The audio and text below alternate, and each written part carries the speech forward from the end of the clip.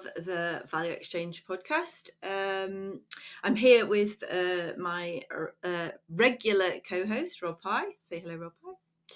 Hello, hi. And I'm Annabelle Lambert. I keep forgetting to tell people that.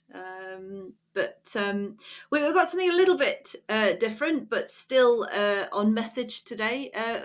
We want to talk a bit about our story and where we've come from and where we're looking to move next. So offering a very brief introduction, really, as to how we've been approaching change, what that's meant for us delivering social value for the last 15 years maybe in earnest, and all the people that has involved and affected and hopefully improved their lives.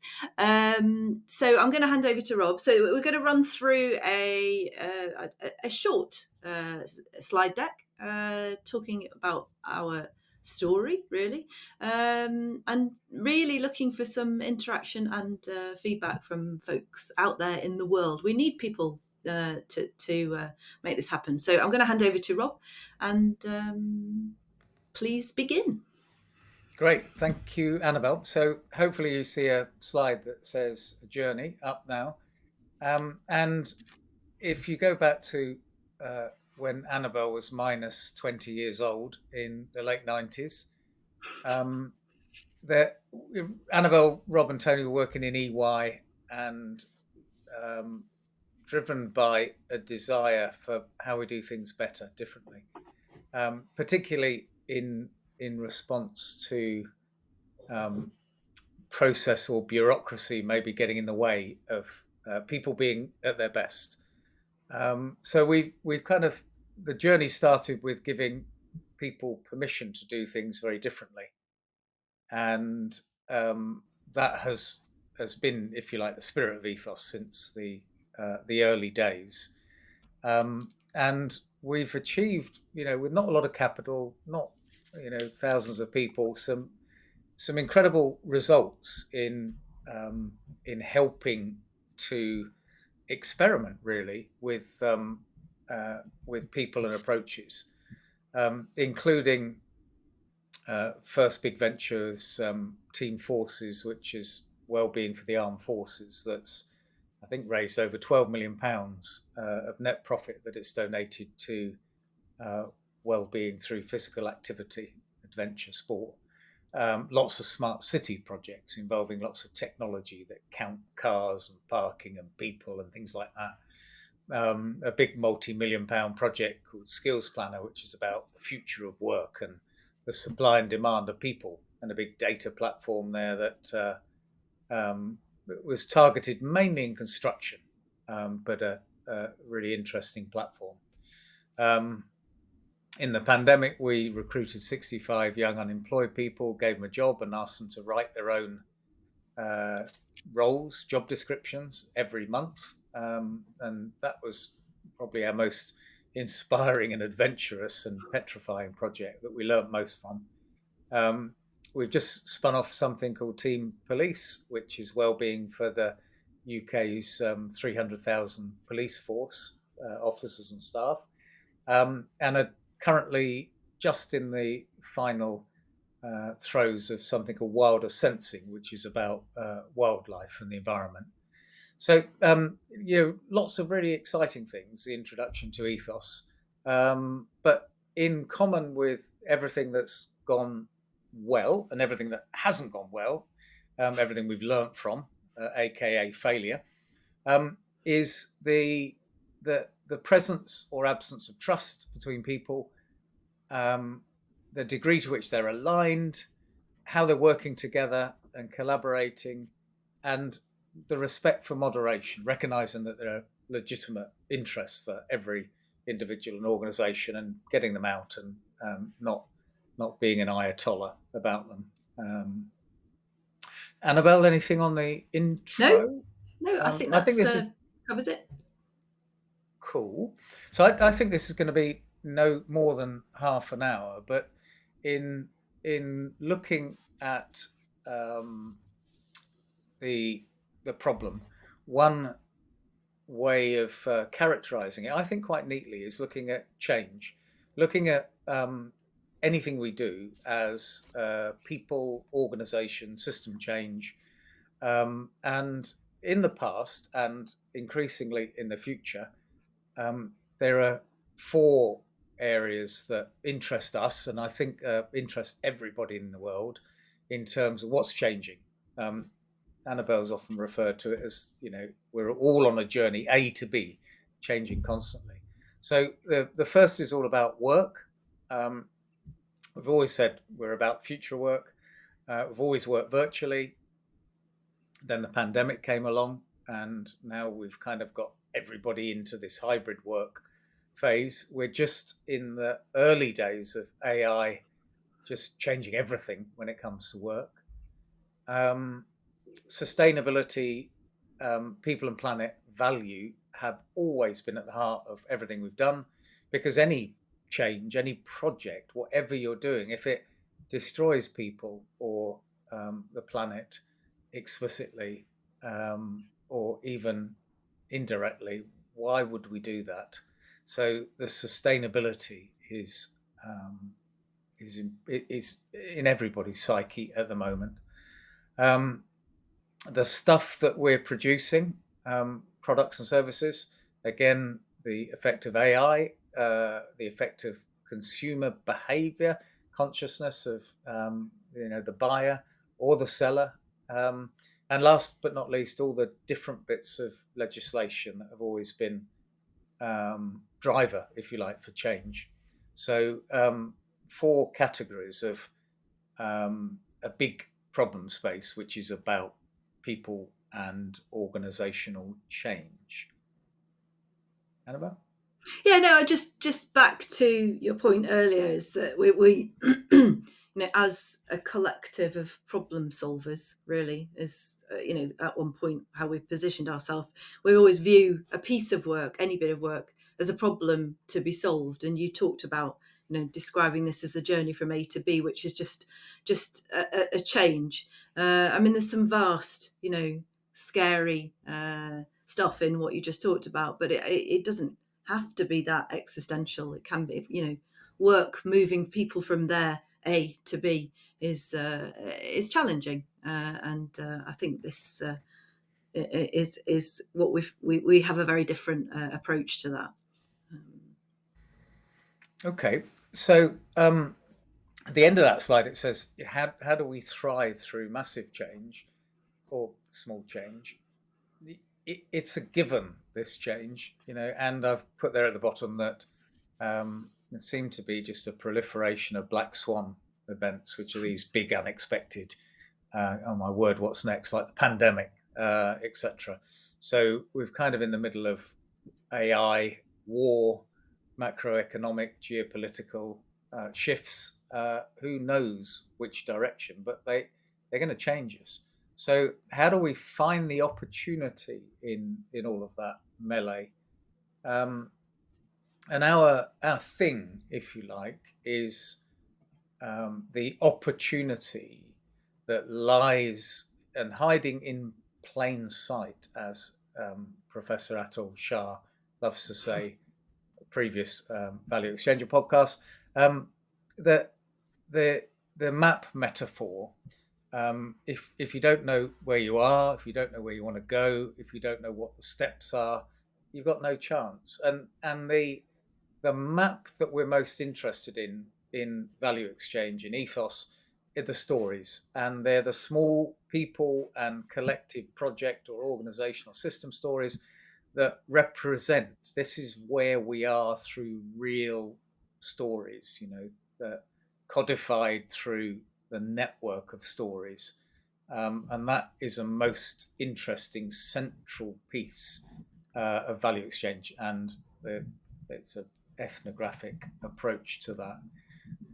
And that can help individuals and organizations reduce uncertainty. You can't eliminate it because you don't know where the pandemic and the AI is going to come from, but by having much more signification of what the meaning and alignment, motivations and stories of it's difficult being me, it's fantastic being me, you can reduce uncertainty. We've demonstrated, we've evidenced that.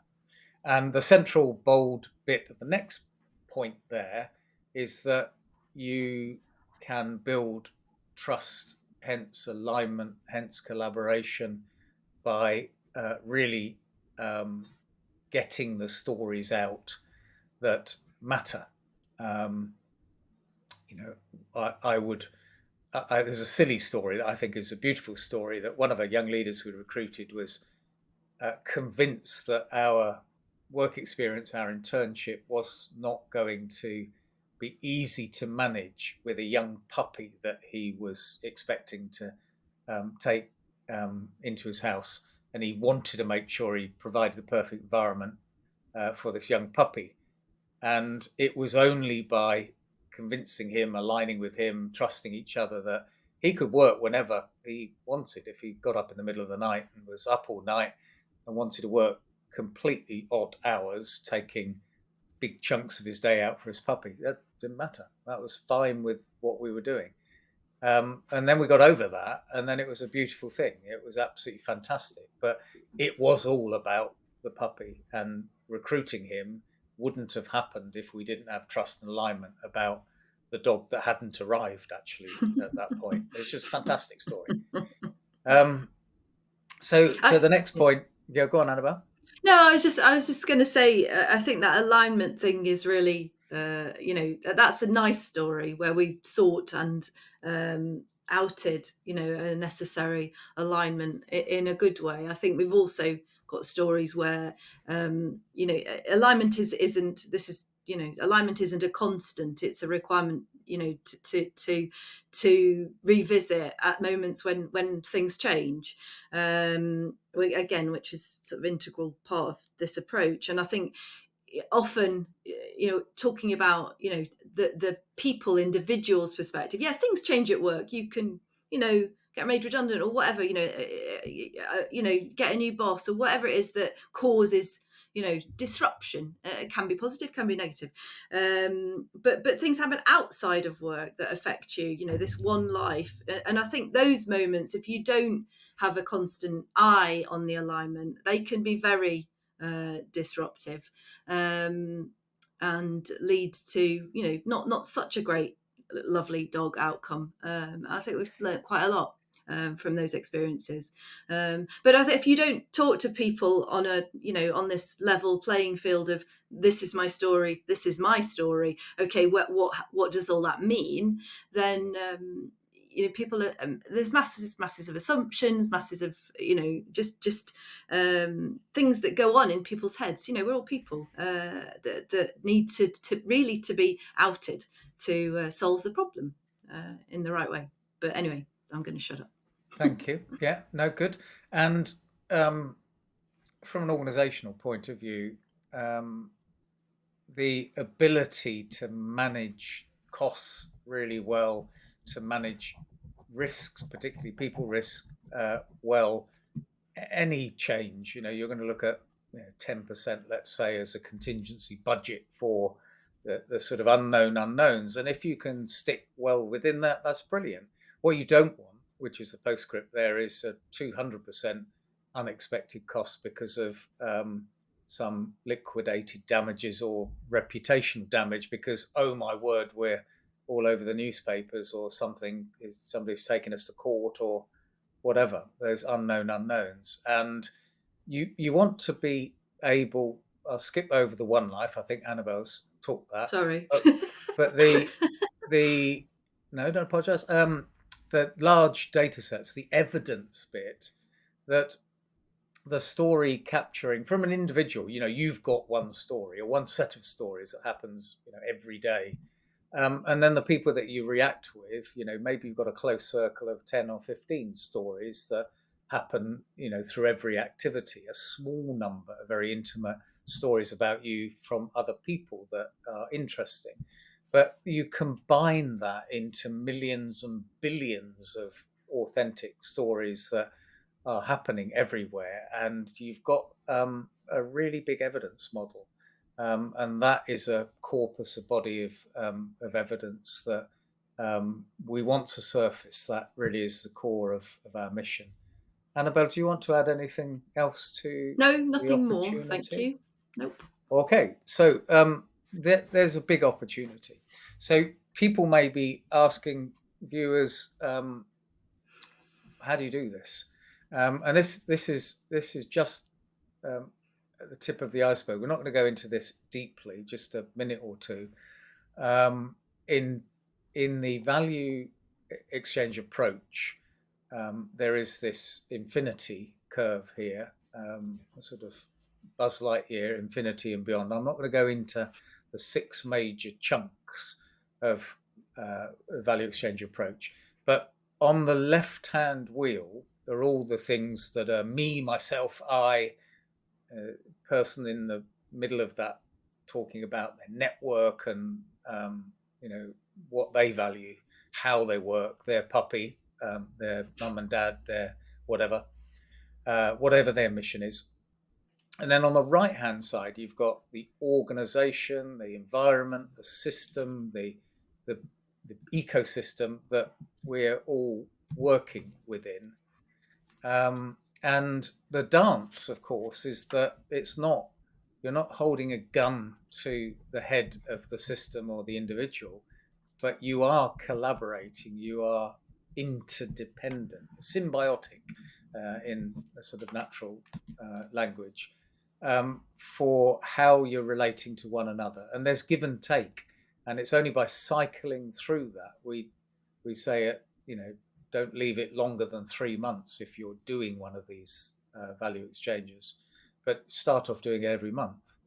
And this can lead to incredible results. So if you kind of take one of our projects as a story, the story of Team Police was that a chief constable saw we were doing something with the armed forces and said, "Oh, can you help us with the police?" So we didn't give them a process. We were like, "Well, where are the people that are seeing this change, that want to do a similar thing, and how would one recruit them onto a project to run that change, where they were totally committed to doing something really quite big, because it was the United Kingdom police force is 43 different police forces that can do whatever they want, and that is like 43 organizations. And if that wasn't big enough, then there's another 40 charities that run national well-being and sports on different disciplines. So we had to build that, and then you find that people elsewhere in a broader system, it's like they want to help well-being, but they might want to do social media or video productions, and they can help that project by doing particular things that they are wanting to do, like I'll do some testimonies or case studies or whatever. So it's an evolving project.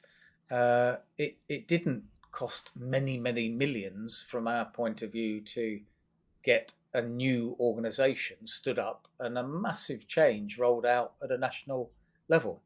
And it's all about that dance between individuals and organizations. And there is another podcast, Bill Skelly, where he's talking about a bit of that journey in an earlier podcast. So I think it's there is massive opportunity if only we can align and trust and collaborate between people and systems. Annabelle? Yeah, nothing more. I think there's a lot of detail that one could go into about how this works, but that's not for now. Okay. So in really simple terms, this sort of doing incredibly well through people and achieving amazing outcomes would be characterized in three ways that are making sense for us at the moment.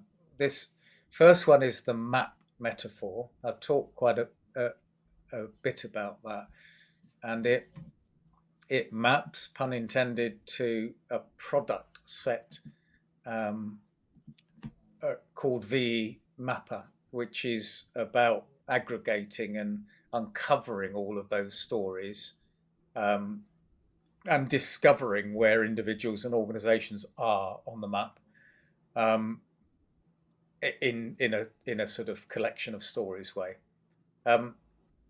and to take steps on the A to B, where you are, where you want to be, to take action is the value exchange approach. What outcome, what deliverables, how am I reflecting, and so the sort of moving through the map is the piece that we call value exchange. And it sort of, the sandwich is that we don't want to do anything if it isn't serving well people and planet. So well-being or sustainability or the environment or the nature. And then the reason for that is that if it isn't beneficial to people and planet, why are we doing any change? Why are we changing for the worse?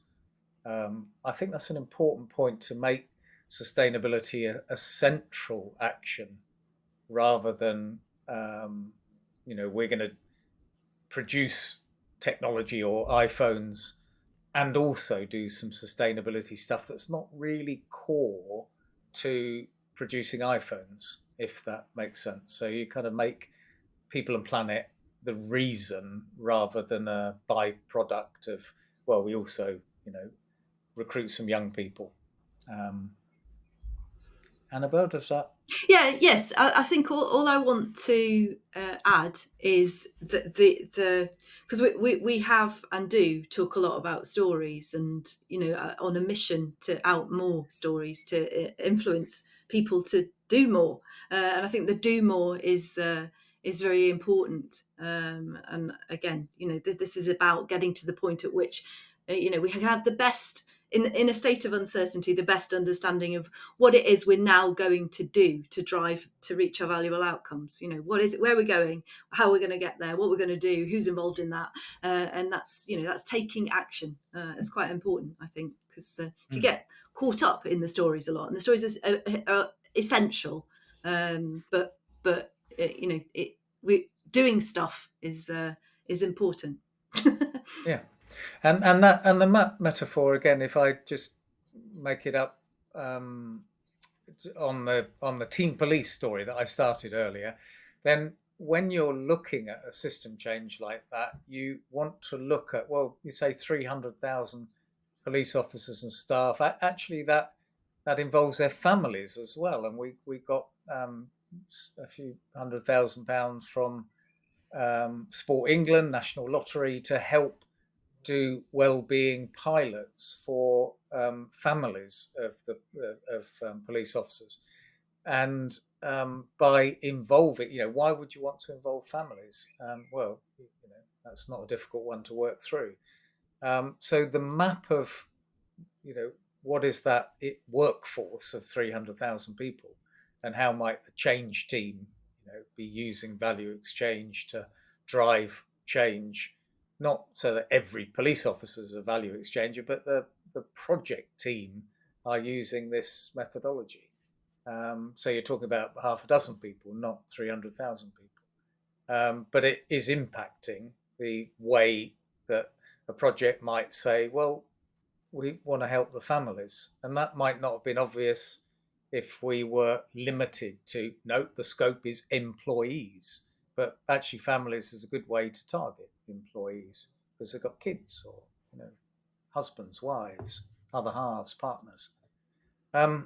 So these three things map to some products and services to help a change, and increasingly they're software as a service. But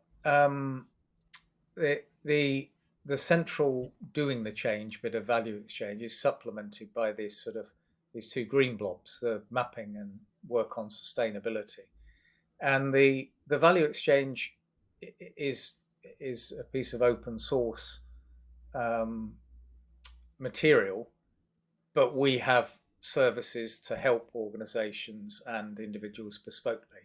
So anybody can be a value. It's nothing to do with ethos anymore, as in you could do it without any service provided by ethos. But we think that the way of simplifying what could be quite a complex set of interventions is,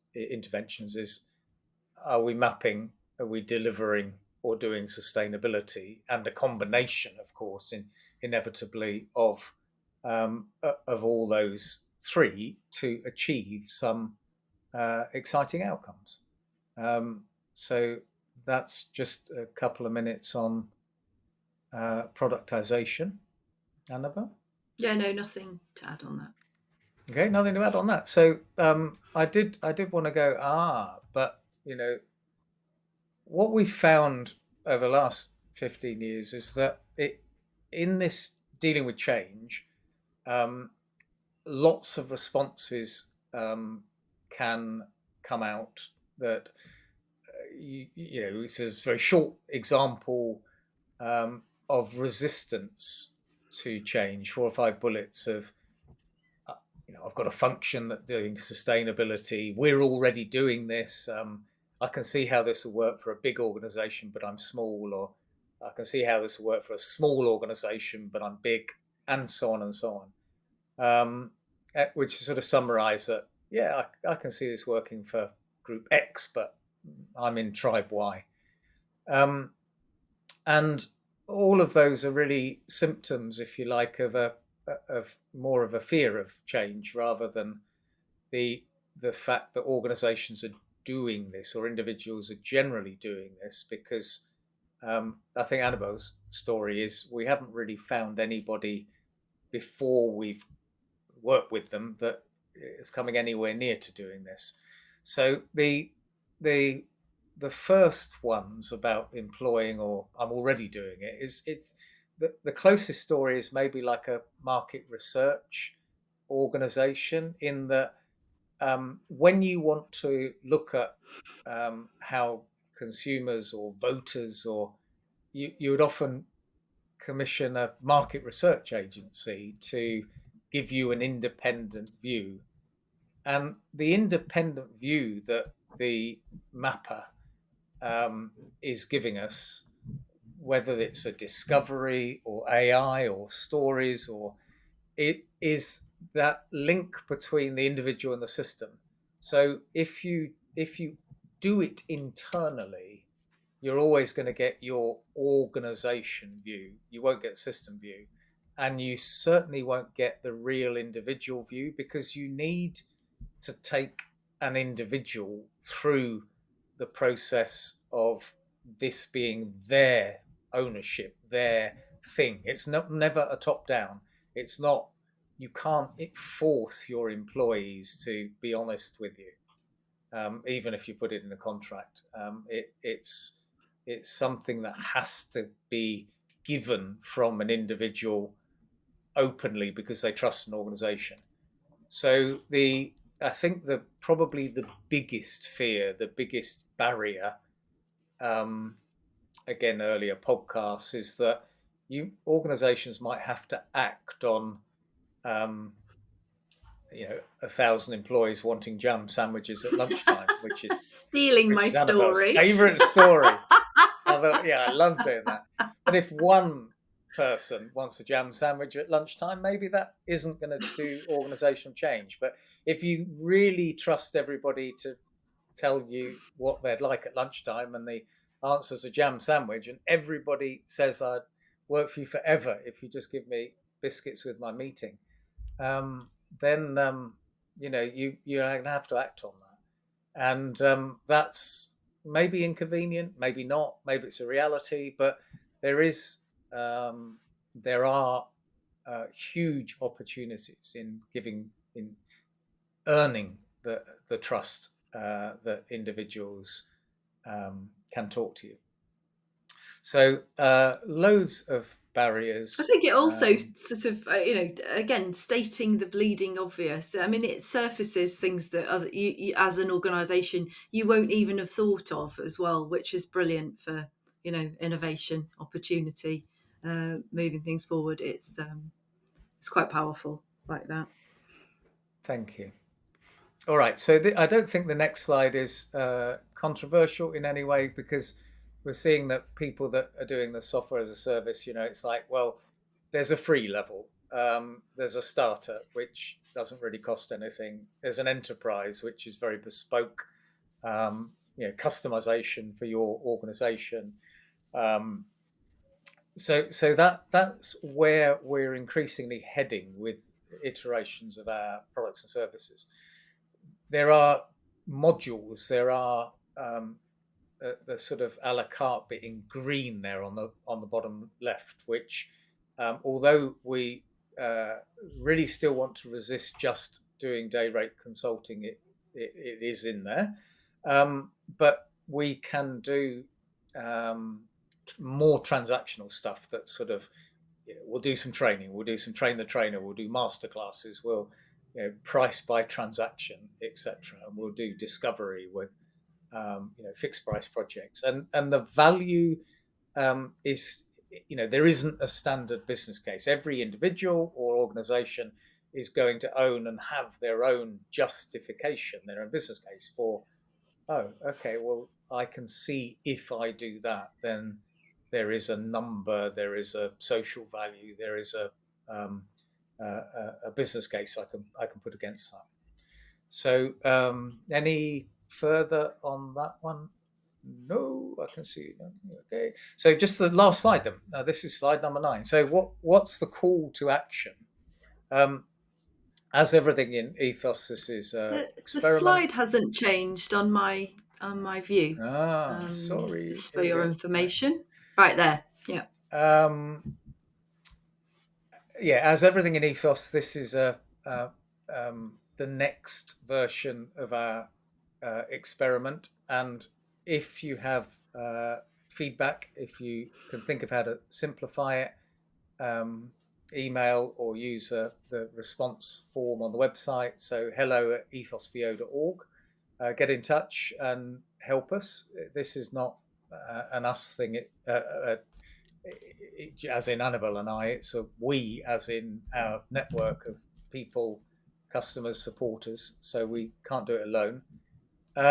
But there is a free option forward, and we are so confident of having done this so many times that we're offering workshops for potential customers to take this general approach, but apply it to your specific problems. And it's like an hour or two online workshop where we can talk about your specific challenges, opportunities, and then come back with here's a number of ways you could take that forward. So that workshop being valuable in itself, but also if you wanted to go further, then we'd explain how you would get into it in more detail.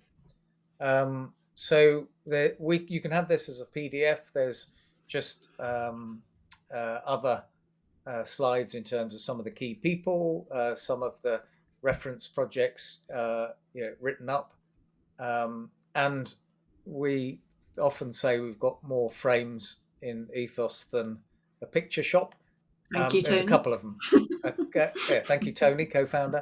There's a couple of them at the end of this if you wanted to email us and get a copy of the slides.